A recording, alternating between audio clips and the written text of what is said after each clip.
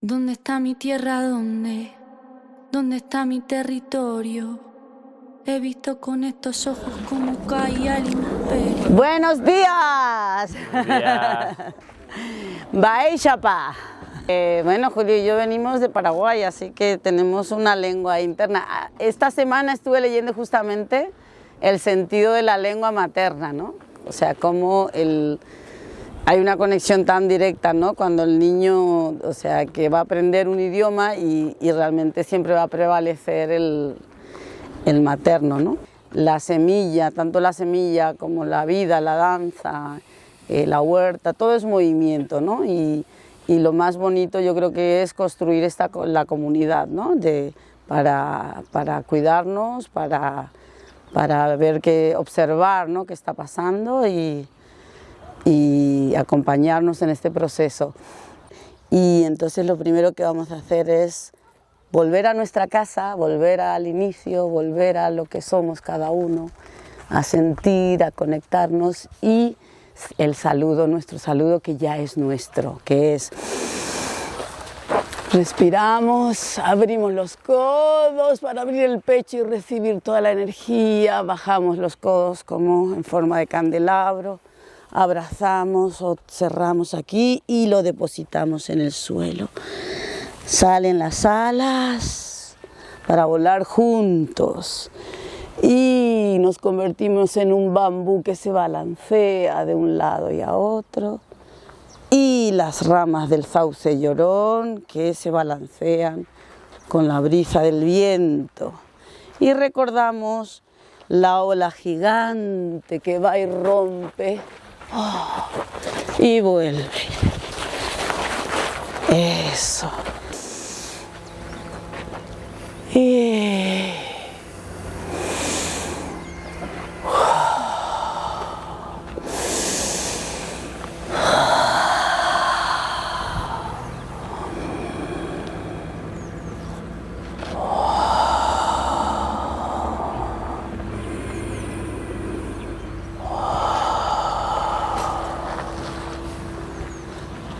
Y me muevo.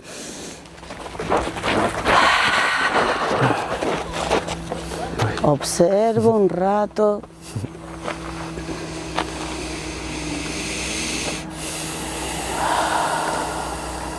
Y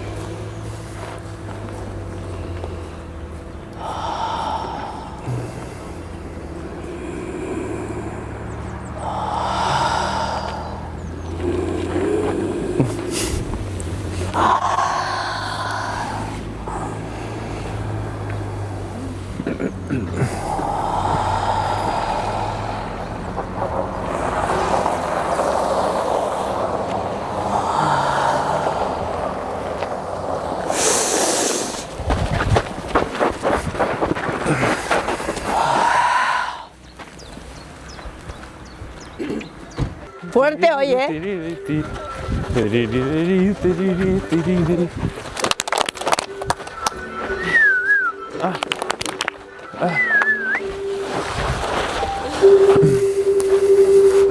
Tenemos que utilizar toda la música. El guerrero, el arquero. Ya, la comunidad se va a autogestionar, o sea, no es que vaya a haber una guía más allá de las bases que estamos intentando asentar, que son un poco como para también, no sé, darle un tono así más dinámico a esto, ¿no? Pues eso, la comunidad va a ser trabajar, básicamente, y tratar de sacar el huerto adelante, que la idea es que sea un ejemplo de producción a nivel europeo. Decir es que cuando hablamos de planificar, pues se puede planificar con el sistema de cultivo que estemos usando. La planificación no va a tener nada que ver, o sea, la planificación en un sistema sintrópico no tiene obviamente absolutamente nada que ver con la planificación de un sistema anual, de un huerto anual, digamos, al uso, ya sea biointensivo o no, ¿vale? Entonces yo hoy os voy a hablar de lo que yo manejo, que es más bien el huerto anual, ¿vale? Y vamos a ver cómo planificar eso, pues un huerto de plantas anuales con un método que se podría llamar biointensivo, aunque tampoco le voy a dar muchas vueltas, no nos vamos a meter concretamente qué es biointensivo, qué no. No sé si, Óscar, luego nos quieres compartir un poco pues, cómo lo ves tú, porque vosotros lo practicáis así. Nosotros hacemos camas, y las camas son 10 metros cuadrados. Cuando dices camas te refieres a bancales, lo que yo llamo bancales. Que son o 1 metro por 10, o nosotros lo hacemos de 1,20 por 80. Pero unos 10 metros cuadrados. Podemos llegar a poner como 1.300 cebollas. 1,20 metro por 80. Por 80, por 8 metros. Por 8 metros. Ah, vale. Que dan los 10 metros cuadrados. Vale. Entonces, en el biointensivo puro cabrían 1.300 cebollas. Nosotros solo hemos llegado a poner 1.000. Que eso da como por cada metro 100 cebollas por metro, que ya está bien, ¿sabes? Con 2 metros cuadrados nosotros tenemos las cebollas para todo el año. Plantamos ahora las de verano, las del consumo, las de verde. Y luego volvemos a plantar ahora dentro de un par de meses, plantamos las que llamamos matanza, que son las de conserva. Plantamos otras 100. Y hemos gastado 2 metros cuadrados de la huerta. Y no somos puros, o sea que todavía podríamos poner alguna más. Pero si lo comparamos con el tradicional, pues en el tradicional vienen a poner a lo mejor 30 cebollas en 1 metro cuadrado, si las ponen. Entonces, con eso como con todo. Así más, los puerros pasa igual, van a la misma. Nosotros los ponemos como a 10 centímetros, o sea, no se llega a ver luego el suelo. Y ¿qué más? Por ejemplo, las coles, pues igual, las coles a lo mejor las pondremos normalmente para que allí donde estamos se den, hay que ponerlas entre mediados de agosto y finales de agosto, luego ya no se hace. Y las ponemos cada 50 centímetros, o sea, se juntan, pero se siguen desarrollando. Mucho más junto que, porque la semana pasada con Sonia vimos un poco temas de marcos de plantación, entonces bueno, yo no me sé los números de memoria, pero esto es mucho más junto que lo que vimos la semana pasada, que os acordáis que yo dije, yo planto un poquito más junto. Claro, pues, los pasillos, por ejemplo, los hacemos solamente de entre 45 y 50, de medio metro. Cuando hemos hecho el huerto en el colegio, llegamos a hacer los pasillos de 80. Porque hay muchos chavales, entonces para que no lo pisen, como no es producción, pues bueno, hay que producir algo, pues eso depende un poco de los chavales. La anchura de las camas la hacemos dependiendo con quién trabajemos. Si es en el cole, hacemos 70, si es para gente más o menos normal, pero que no se machaque mucho, a metro. Pero máximo más de 1,20 m no, porque es que no llegas, tienes que llegar desde los dos lados. Y las camas más largas de 15 tampoco, porque si no te tienes que dar una vuelta tremenda. Hay veces que puedes hacer de 20 metros, de 30, pero es que tienes que estar dando vueltas. Entonces, eso es lo que hemos ido aprendiendo. Y luego el compost, os mandé un vídeo, el compost es echar todos los años por lo menos 5 centímetros, que sería un mantenimiento. Pero si quieres empezar el primer año, echa 15, sin miedo. Y nosotros no lo revolvemos, o sea, no lo incorporamos ni nada. Y nuestro trabajo, luego veréis la laya, es a escala humana, es decir, lo que podemos hacer. El motocultor ya le vendimos, tractor no utilizamos, y cuando hemos tenido otras huertas, sí que es verdad que una vez al año a lo mejor hemos dicho al vecino, oye, ¿nos pasas el tractor o nos pasas el rotavato? Es que a lo mejor gastas 80 euros de tractor al año. Yo para eso no me compro un tractor, ¿sabes? Entonces te le da una vuelta. Y luego, yo no llego a hacer todo el compost que necesito. Yo necesitaría como 20 metros cúbicos para el espacio que tengo. Yo tengo lo que se llama una huerta a traspatio, que es detrás de la casa, pues tengo mi huertecilla. Y necesitaría como unos 20 metros cúbicos todos los años. ¿Y cuántos metros cuadrados tiene? La huerta de cultivos reales, 400, que se sube casi a 500 por todos los pasillos y todo. Pero lo que siembro son entre huerta de verano y huerta de invierno. Y yo sí que he hecho, por cada cultivo, he hecho como unos 5 centímetros de compost. O sea, puedes echar solamente cada vez que plantas, cada vez que planto, siembras. he hecho compost. Cuando he tenido muy poco, es a la planta. Y cuando he tenido cantidad, a toda la huerta. Entonces, dices cada vez que plantas, a lo mejor el mismo bancal echas 2 veces al año. Claro, por ejemplo, a ver, un cultivo. Ahora voy a empezar a poner los tomates. Cuando los quite, si veo que ya no están los calabacines, que son más prácticos. Los calabacines planto 3 veces. O sea, planto. Después de Semana Santa pongo los primeros calabacines. Al mes vuelvo a poner calabacines.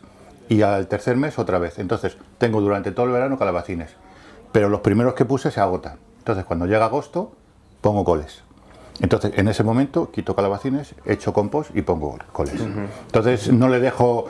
No soy intensivo puro porque a lo mejor pasa un mes, pasan 20 días de que siembro. Si no, podría automáticamente ponerlo. Intensivo puro es que nunca hay ni un hueco sin plantar. Claro. Es por ejemplo con los tomates. Pones los tomates a 50. ¿Qué puedes poner debajo? Cebollas. ¿Qué puedes poner debajo? Lechugas. Porque cuando la lechuga está, quitas la lechuga y el tomate sigue. Y luego Sí, si visteis el vídeo también visteis un poco el ejemplo. Y luego hacemos mucho, no poner mucho de un cultivo. A lo mejor 50 lechugas parecen mucho, pero si tú las cortas a 2 dedos, vuelve a rebrotar. Y puedes hacerlo casi, sacar de una lechuga 3 cultivos. Si tú arrancas la lechuga, perdiste la lechuga. Con la acelga pasa igual. Si la tienes medio sombreada, vas quitándole hojas y tienes meses de acelga. Si la arrancas, pues te quedas sin acelga. Pero bueno, eso ya va en los espacios. Entonces, bueno. Entonces, bueno, por sintetizar, biointensivo realmente es plantar más, cultivar más en el mismo espacio. Lo que decías. No volteamos tampoco, ya lo veréis. Luego, nosotros trabajamos la tierra a 30 centímetros. Que no hay ningún multicultor que te haga eso. Un tractor sí, pero un multicultor no. Y solamente la aireamos. Y no te dejan los riñones. No es con azada, ¿no? Luego probamos el juguete, que a mí me parece una cosa fantástica. Y lo único que yo siempre digo es comprar la mejor herramienta que podáis. Porque no he traído las otras que tengo porque son de pena. Valen la mitad de precio, pero pesan el doble, no hacen la misma labor. Con esto trabajas en una hora, media hora, tienes una cama de 10 metros, la tienes hecha para sembrar.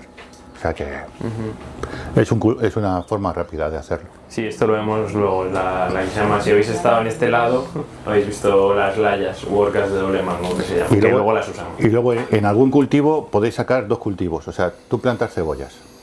Y luego entre las líneas, como van a 10 centímetros, entre las líneas chorreas un poquito semilla de zanahoria. Entonces no van a competir por tipo de raíz, la cebolla se queda casi fuera, la zanahoria para adentro, la zanahoria tarda 12-15 días en salir y tienes 2 cultivos en el mismo sitio. Y la mariposa de la zanahoria, que es estéticamente es fea, para vender es feo, porque el gusano te hace unas marcas feas, pero con cebolla no sale, no admite, la mariposa esa no llega, porque es un repelente. ¿Qué es la mariposa? Es una mariposa pequeñita que pone un huevo, entonces el gusano de la zanahoria empieza a comerse la zanahoria haciendo surcos y lo deja feísimo. O sea, para ti no pasa nada porque tú la lavas, te la puedes comer, la pelas, pero no es un producto que se pueda vender. Entonces, en vez de echar nada, pones cebollas y no tienes problema. Cebolla y zanahoria se va a morir. Es como la larva de la mariposa. Es la que hace el daño. Entonces ahí no tienes.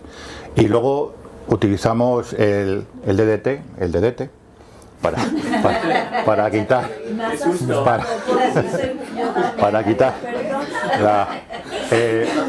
momento suspenso. Coles en verano no ponemos, porque las coles en verano se llenan de la oruga. Pero claro, hay que ponerlas en agosto y se te va a llenar de orugas. Entonces, pues sabes que durante una semana, además, nada más que veas la primera, es inmediato, tienes que atajarlo.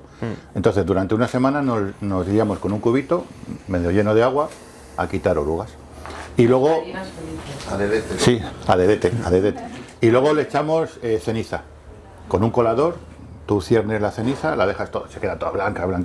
La oruga, la que se te quede, cuando quiere comer, se deshidrata. Si tú aplastas una oruga de esas, es todo líquido, es todo agua. Entonces se quema, se achicharra. ¿Con la diatomea se puede hacer también en lugar de ceniza? Con la diatomea también. Nosotros es que nos sobra la ceniza, como tenemos chimenea, lo que tenemos es ceniza. Entonces gastamos ceniza. ¿Y cuando dices la primera semana?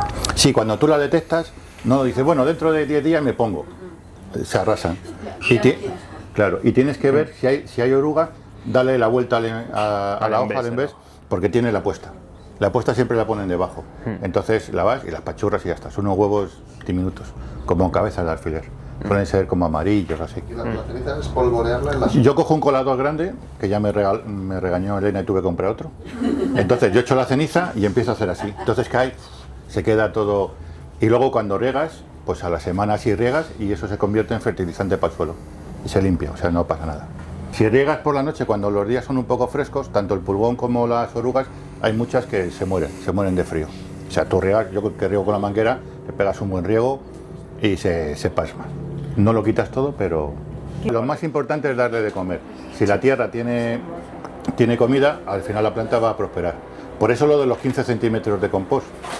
Si tú pones 15, dentro de un año, año y medio, vas a ver que te han quedado 5 o 7, no te queda más.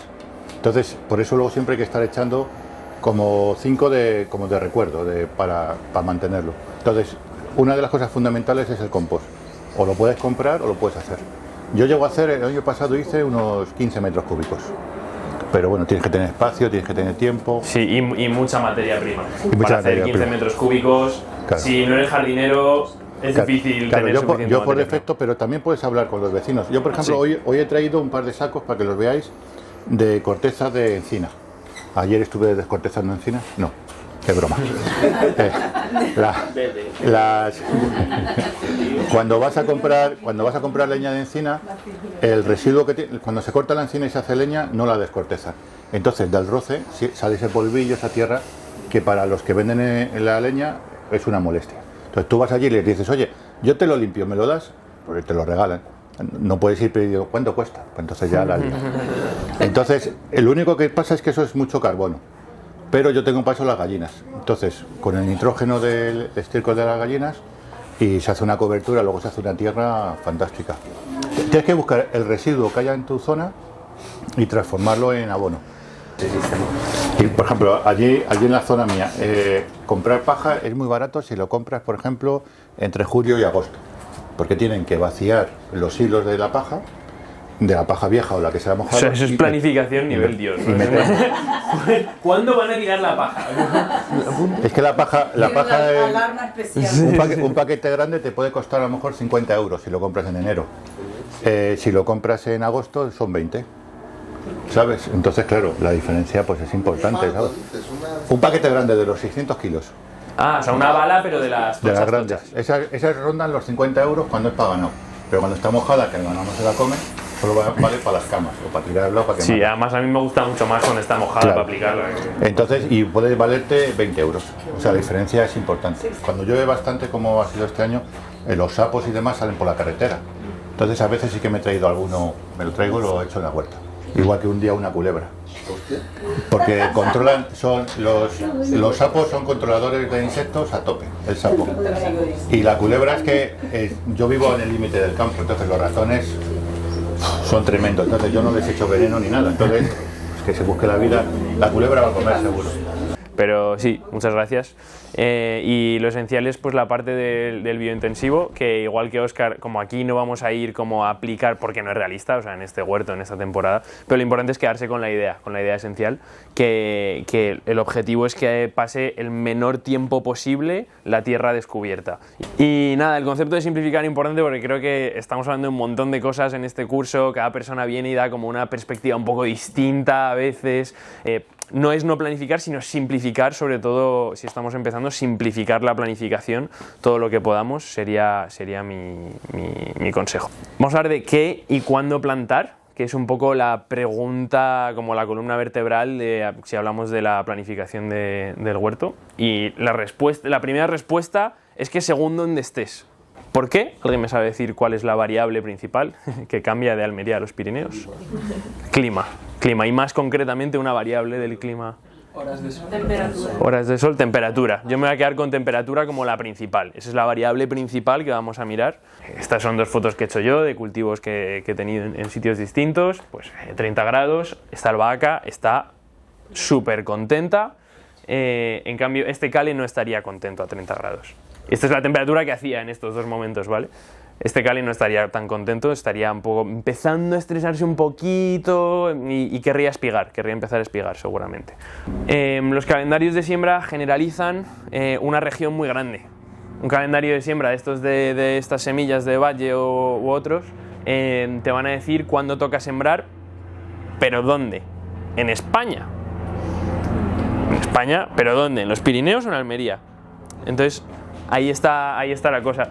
Y esto es una locura. Estos son judías, que es un cultivo de verano, Y aquí en este paquete de semillas, por ejemplo, te dice que lo puedes sembrar a finales de verano, que ya vas ahí, pero a principios de otoño, a mediados de otoño. Incluso te está diciendo este paquete de semillas que puedes sembrar judías en noviembre.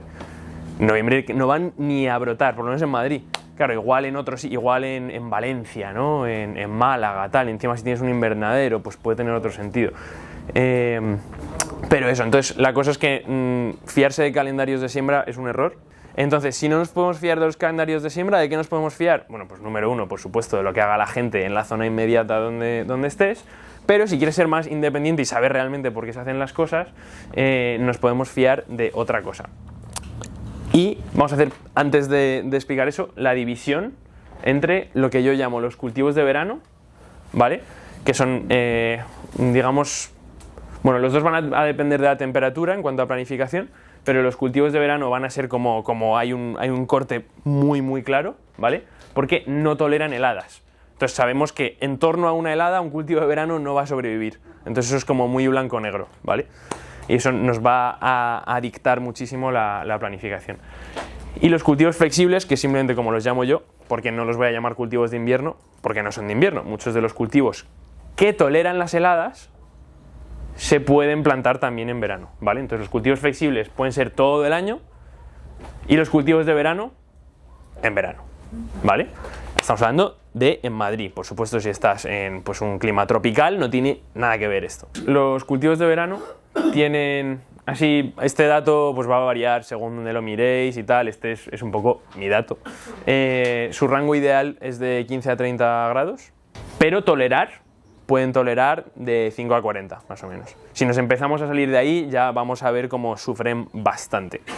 Entonces, más de 40, bueno, pues no suele hacer, pero cuando nos acercamos a 40 están ya significativamente estresadas las plantas.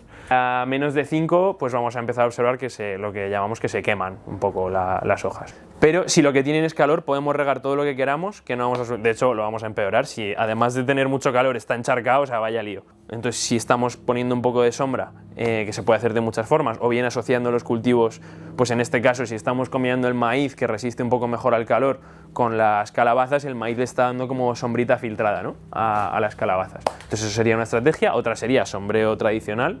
Y una que a mí me gusta mucho y es un poco controvertida, pero para mí no lo es, y lo digo con plena rotundidad, es regar las hojas en pleno día, en ese momento en el que la gente dice que no, que se van a quemar, que no, Dios mío, para, por favor. En ese momento es cuando a mí me gusta regar las hojas, mojar las hojas. Cultivos de verano, pues por si alguien tenía alguna duda, suelen ser los cultivos que producen algún tipo de fruto. Así sí podemos como categorizar de una forma muy genérica: tomate, berenjena, pimiento, patata, no hay fruto, boniato, no hay fruto, calabaza, calabacín, pepino, melón, sandía, judía botánicamente es un fruto, maíz botánicamente es un fruto, y albahaca, que no hay fruto. ¿Pero vas en verano o en verano está creciendo? En verano está creciendo, ahora justo vamos a ver eso. O sea, los llamo cultivos de verano porque sí, su época protagonista es el verano, realmente. Los cultivamos en torno al verano. Entonces vamos a ver los mapas de heladas, que es lo que nos va a permitir realmente, si sabemos que los cultivos de verano no toleran las heladas, lo que queremos saber para saber cuándo plantarlos en nuestra zona es cuándo va a dejar de helar. Si sabemos cuándo va a dejar de helar, eso nos dice, ese día que deja de helar en tu zona es cuando puedes poner tu cultivo de verano al aire libre. Este es un mapa, estos son mapas de la EMET, que os los comparto si queréis. Bueno, os compartiré la presentación de todas formas si tenéis el link. De 2002 a 2012, no hay más recientes en España, pero esto es como un registro histórico, o sea, no es una previsión, sino esto es lo que pasó de 2002 a 2012, ¿vale?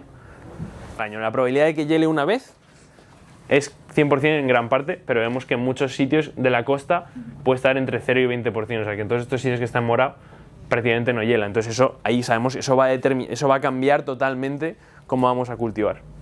Aquí tenemos la fecha de la primera helada, que nos importa un poco menos. La primera es la primera del invierno o del otoño. Eso es cuando nuestros cultivos que están ya ahí, pues ya sabemos que más o menos por ahí se van a morir. Pero lo que más nos interesa es la fecha de la última helada. Aquí tenemos un mapa que nos muestra en el absoluto, en este tramo, de 2002 a 2012, cuál fue la fecha de la última helada que se observó. Vemos cómo cambia en la propia Comunidad de Madrid. Tenemos del naranja este más oscurito al morado, ¿no? El morado, a ver, en el morado nadie hay cultivando, el morado es como la cima, ¿no? Pero vamos a decir el verde intenso, ahí sí que, de hecho, vamos, Jimena y yo estamos casi ahí.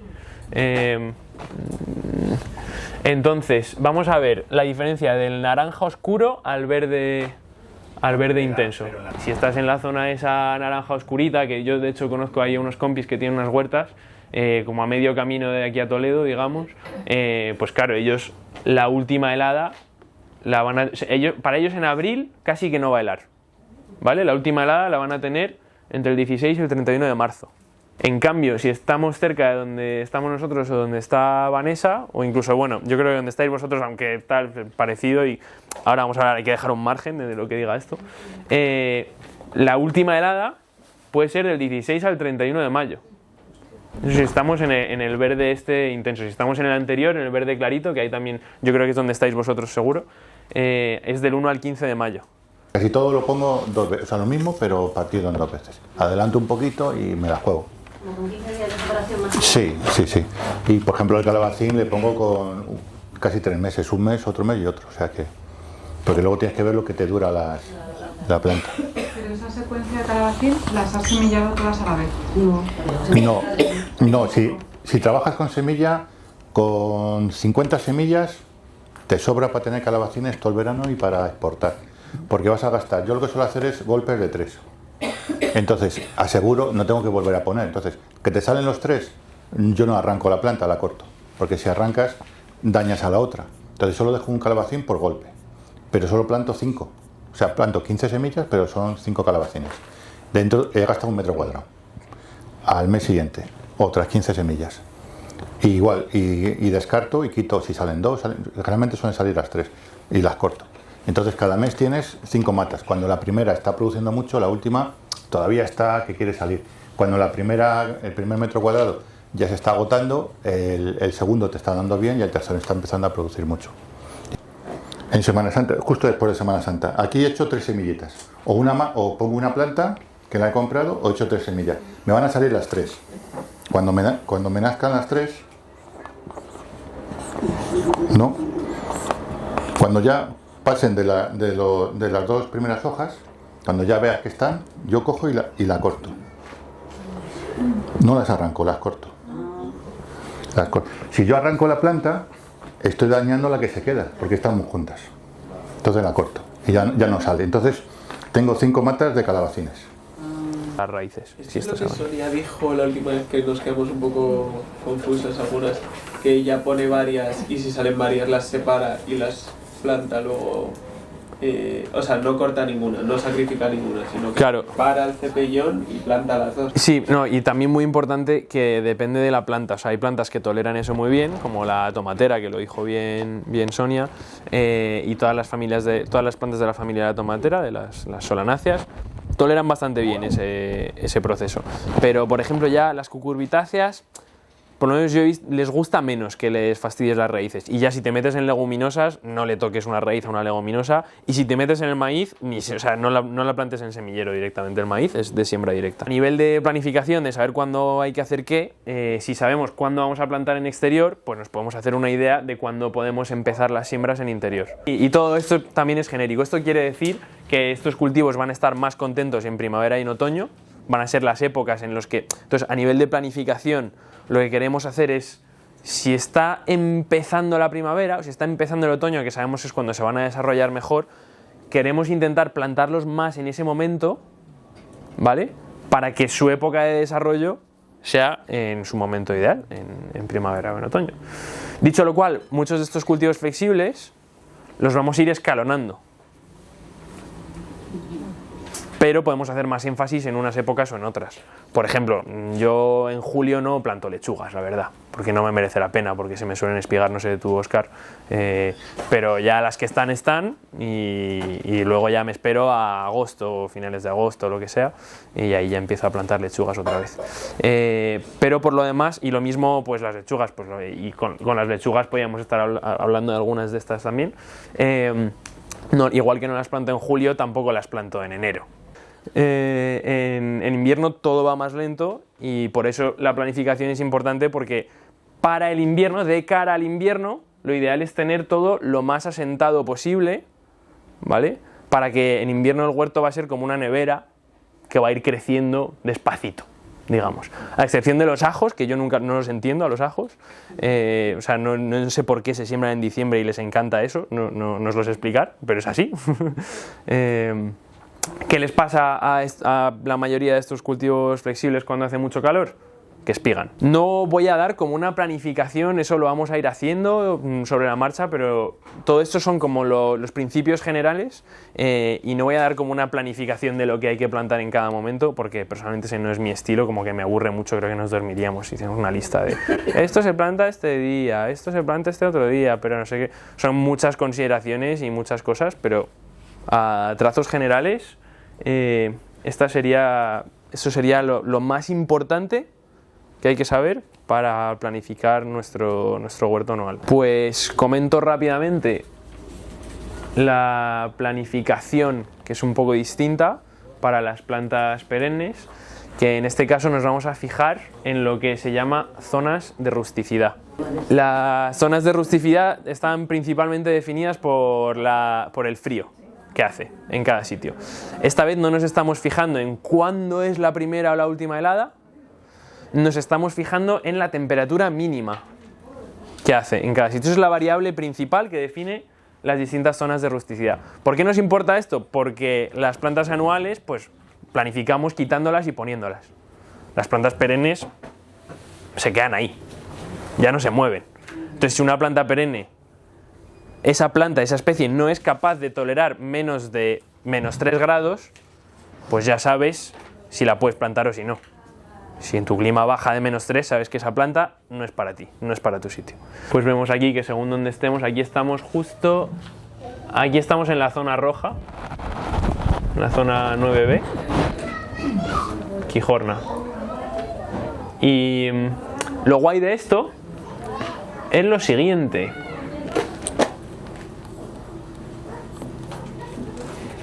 Que podemos irnos a otros sitios del mundo que tengan la misma zona de rusticidad, por ejemplo, Turquía. Anda, mira, pues en Turquía tienen, creo que es la misma, ¿no? Sí, zona 9B. Igual culturalmente no conocemos, no cultivamos las mismas cosas, pero climáticamente sí podríamos. Entonces mola mucho, pues sobre todo si hacemos búsquedas en inglés, porque hay un poco más de repertorio, qué cultivar en la zona 9B, o qué árboles plantar o qué frutales plantar en la zona 9B. Y ahí podemos ver, pues de repente en China, ¿sabes? Pero hay proyectos muy chulos también en Europa que cultivan muchas cosas. Balkan Ecology es uno de ellos. Y hay otra variable que sí es importante con la planificación, bueno, con saber qué planta perenne podemos plantar, que es lo que decía Diego antes de la cantidad de horas de frío, ¿vale? Esto ya es una cosa muy concreta. Entonces, si queremos ir a lo seguro, vemos lo que cultiva la gente de la zona, le preguntamos a la troje y con eso vamos a ir a lo seguro en cuanto a pues los frutales o las variedades de frutales que vamos a cultivar.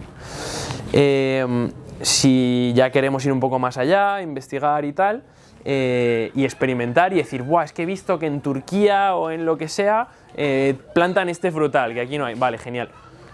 No solo nos van, para asegurarnos al 100% de que ese frutal, esa planta va a funcionar y va a producir donde estamos, no solo está la zona de rusticidad, que es un indicador general que normalmente va a funcionar, sino también la cantidad total de horas de frío. Eso es muy importante porque eso puede cambiar mucho, no por especie, sino por variedad. Un perro es una especie y cada raza es una variedad distinta. Por ejemplo, en frutales hay albaricoqueros que están bien adaptados por horas de frío, por tolerancia al calor y tal. Pues yo, por ejemplo, vi albaricoqueros en el desierto de Nuevo México, en Estados Unidos, que es bastante hostil. O sea, es un sitio, hace mucho frío, hace mucho calor, y hay albaricoqueros que están adaptados a eso. Aquí el agorero, el colapsista, justo con el cambio climático el problema es más, igual más que el calor y el aumento de los extremos, que también es la reducción de los días de frío para muchos cultivos. Sí. Y por ejemplo Andalucía en 2100 con un aumento de 2 grados se prevé que más del 80% de la superficie no va a tener condiciones aptas para la producción de olivo porque no va a tener suficientes horas de frío, salvo la variedad picual, que es un poquito más resiliente o que requiere menos horas de frío. Pero al final el problema es más que el extremo calor, que también es la falta de frío acumulado para estos cultivos. Eso lo están solucionando en Huelva con la fresa. La fresa es que es más cómoda. La fresa se arranca, se mete en cajas con arena y se mete en nevera. Y al año siguiente se vuelve a plantar. Joder, pero vaya paliza. Sí, sí. Es que si no haces eso no te produce. Claro. Nos tomamos una pausita. Esto va a ser un poco... va a tener que emerger el orden del propio grupo, porque hay como distintas cosas que hacer. El objetivo es avanzar con el huerto, ya hemos practicado alguna cosita. Así a trazos generales, el objetivo es el siguiente. Por una parte, mínimo estaría muy bien ese primer día, dejamos marcada una curva de nivel, que además me acuerdo de los ingenieros, Diego y Juanen. Sí. Y como ya está marcada, estaría guay formar ese bancal, ¿vale? Acabar de formarlo. Pues lo mismo, como hicimos los demás, con la azada, tal, nivelando un poquito. Y mínimo eso. Según cómo vaya avanzando la cosa, igual podría ser interesante hacer uno más, ¿vale? Más allá, por hoy no tendría ambición, porque vamos a priorizar cuidar bien lo que ya tenemos que expandirnos al máximo, ¿vale? Sobre todo que si cultivamos en biointensivo, o sea, el partido que le podemos sacar a lo que ya tenemos es brutal. Entonces, os cuento un poco el planteamiento tal y como se presenta ahora mismo. Va a ser el siguiente, y esto puede estar vivo si alguien tiene sugerencias.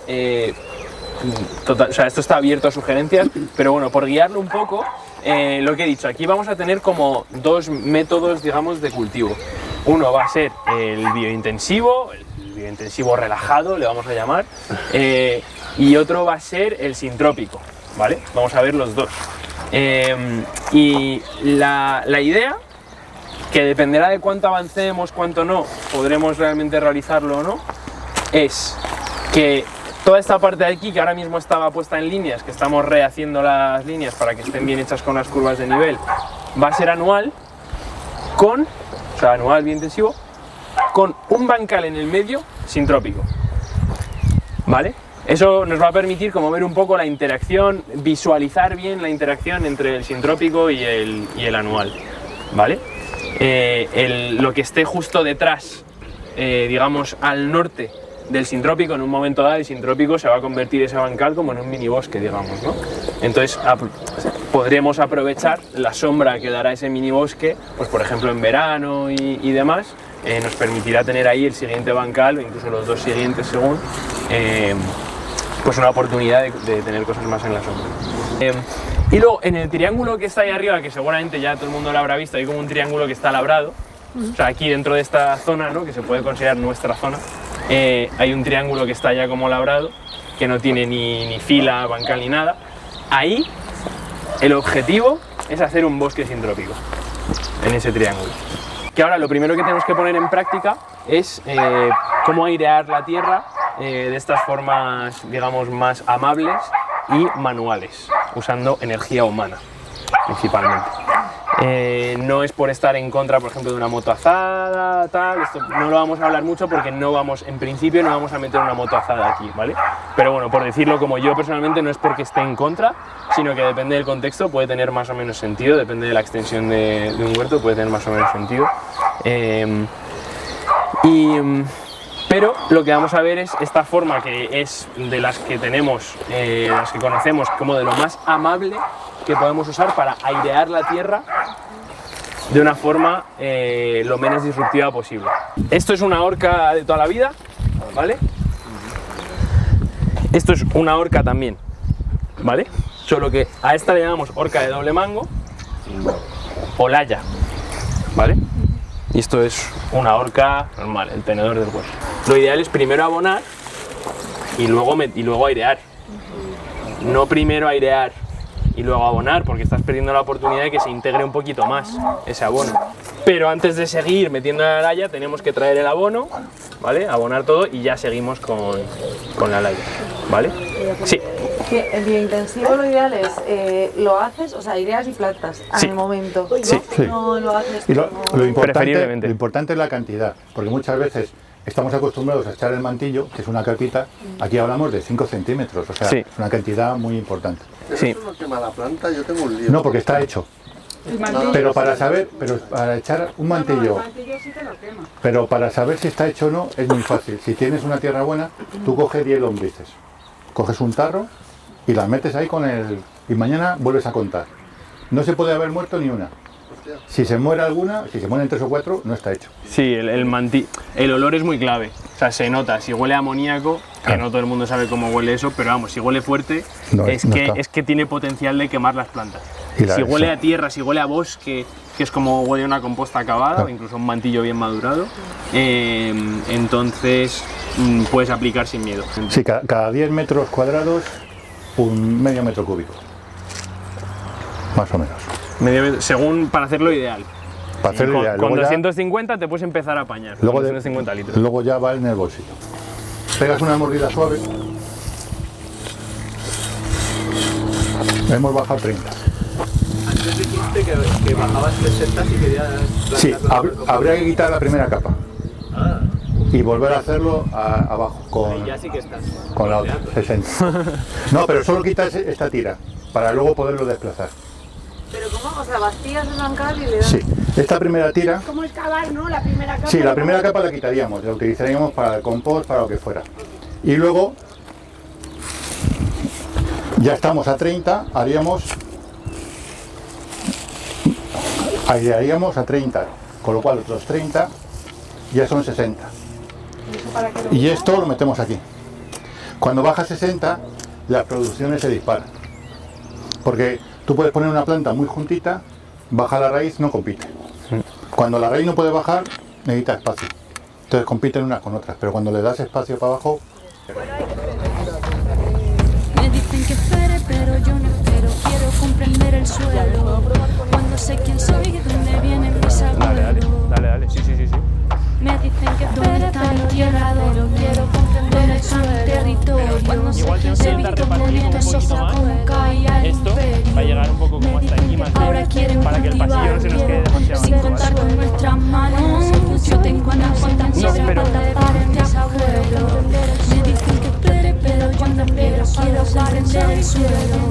Cuando sé quién soy y dónde vienen mis abuelos. Quiero comprender el me dicen que espere, pero yo no espero. Quiero comprender el suelo. Cuando sé quién soy y dónde vienen mis abuelos.